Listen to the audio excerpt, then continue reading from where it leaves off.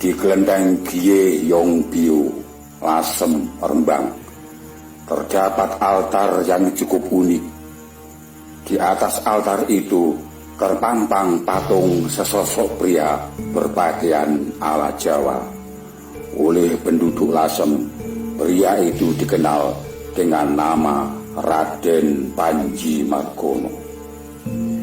Di sana, dia dikenal sebagai pahlawan, khususnya saat Perang Kuning meletus antara pasukan gabungan Jawa Tionghoa melawan pasukan Belanda VOC. Saat Perang Kuning di Lasem meletus pada tahun 1742, Panji Margono maju ke medan perang menggunakan nama samaran Tan Pan Jiang. Dalam kitab Babat Tanah Jawi, sosoknya disebut dengan nama Encik Macan. Lalu, seperti apa sosok Raden Panji Margono dan bagaimana perannya dalam medan Perang Kuning? Raden Panji Margono adalah putra dari Adipati Lasem bernama Tejo Kusumo V. Sebelum meninggal dunia, Tejo Kusumo V sebenarnya sempat mempersiapkan Raden Panji Margono untuk meneruskannya sebagai Adipati Lasem. Namun putranya itu ternyata lebih memilih menjadi pengusaha pertanian dan pelayaran. Akhirnya jabatan Adipati Lasem diteruskan oleh Oi Ingkiat atau Wedyo Ningrat, sahabat karib Panji Margono. Sebelum pertempuran itu, Raden Panji Margono memang sudah berteman akrab dengan Oi Ingkiat. Saat geger pecinan meletus di Batavia tahun 1740, banyak pelarian orang-orang Tionghoa yang mencari tempat perlindungan pada berbagai daerah di pesisir Jawa.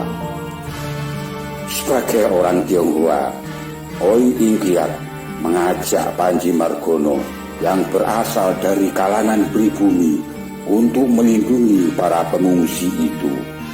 Panji Margono pun akhirnya menyambut hangat ajakan dari sahabatnya. Bersama Oi Ingkiat dan seorang pendekar kungfu Tan Ki Wei, Panji Margono memimpin pemberontakan terhadap VOC di Lasem. Ketiga pemimpin itu kemudian menggelar upacara angkat senjata. Setelah upacara itu, mereka kemudian menyerang tangsi VOC di Rembang dan Juwana. Dalam perang ini, Tan Ki Wei memimpin pasukan lewat laut, sementara Panji Margono dan Oi Ingkiat memimpin pasukan lewat darat.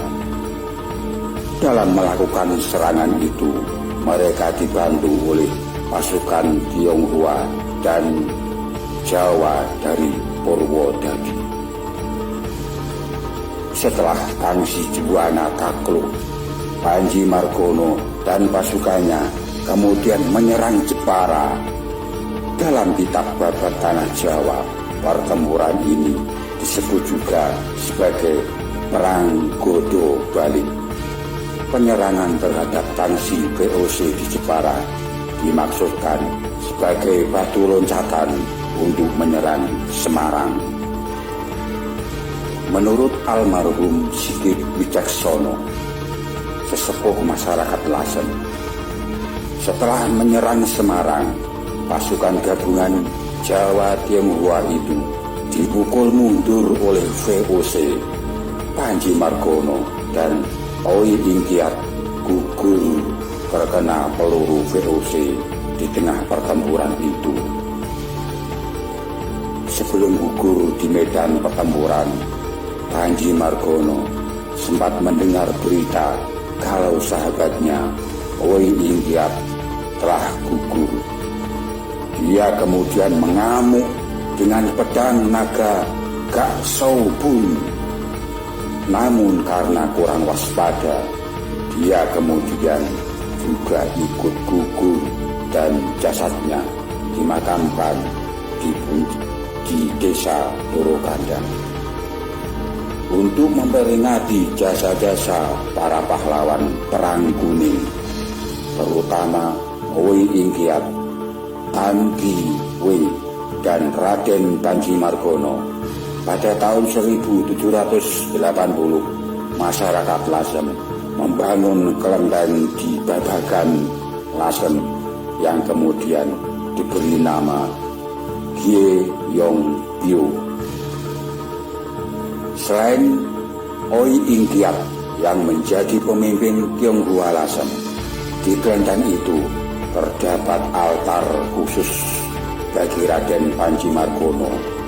Di atas altar itu terdapat patung seorang pria berpakaian Jawa yang digambarkan sebagai sosok Panji Margono.